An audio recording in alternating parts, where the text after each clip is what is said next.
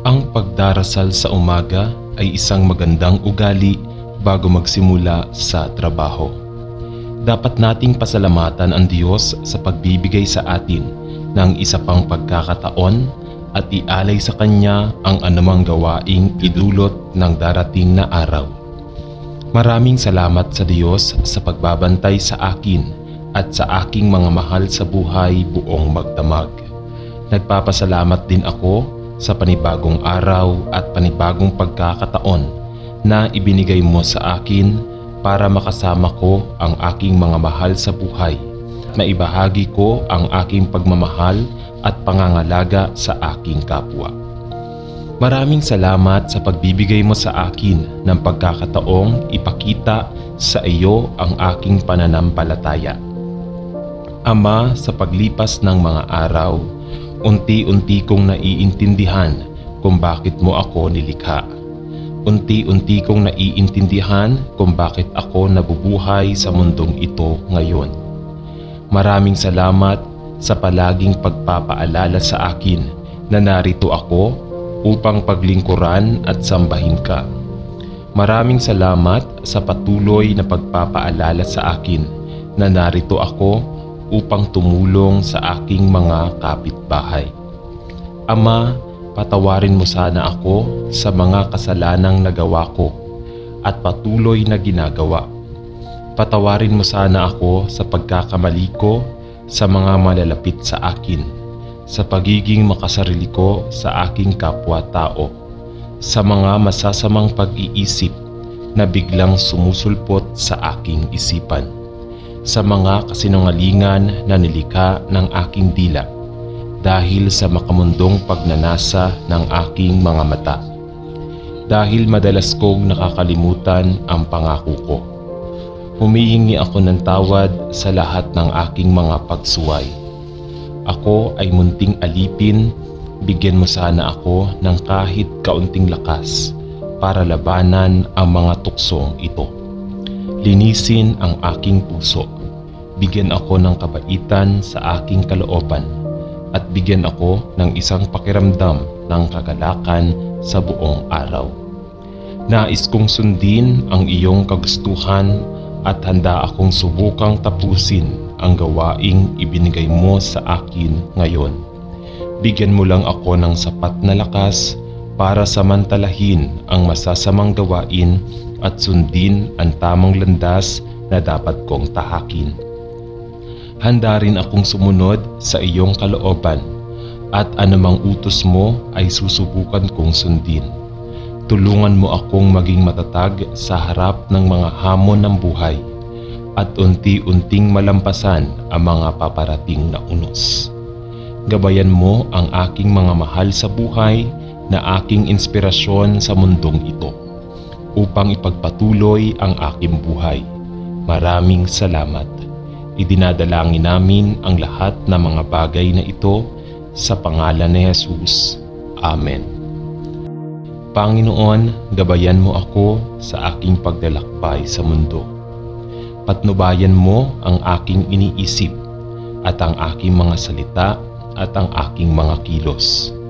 Patnubayan mo ako sa aking mga desisyon at iligtas mo ako sa kasamaan.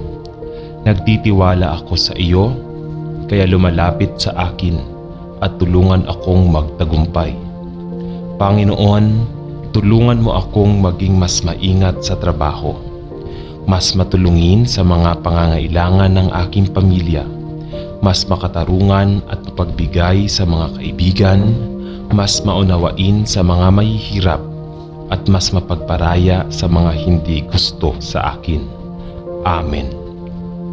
Panginoon, lubos akong nagpapasalamat na nabuhay. Patawad sa lahat ng masasamang nagawa ko kagabi. Patawarin mo ako. Mangyaring bigyan ako ng lakas upang gumawa ng mas mahusay ngayon. Amen. Sa pagising ko ngayong umaga, hinihiling ko sa iyo na tulungan mo akong maging mabait sa lahat ng nakakasalamuha ko ngayon. Maging matyaga sa sarili ko at sa iba. Tulungan akong maging pinakamahusay. Tulungan akong sulitin ang bawat araw. tulungan mo akong isulong ang kapayapaan. Tulungan mo ako maging ang pagbabagong nais kong makita sa mundo. Amen. Diyos, tulungan mo po akong malampasan ang araw na ito. Ayokong makasakit ng sinuman o gumawa ng anumang bagay na hindi komportable sa sinuman. Gusto kong maging mabait at mahabagin. Ingatan mo ako, ang aking mga kaibigan at pamilya. Amen. Panginoon, tulungan mo akong magampanan ng maayos ang aking trabaho at huwag hayaang mawala ng loob ang sinuman. Amen.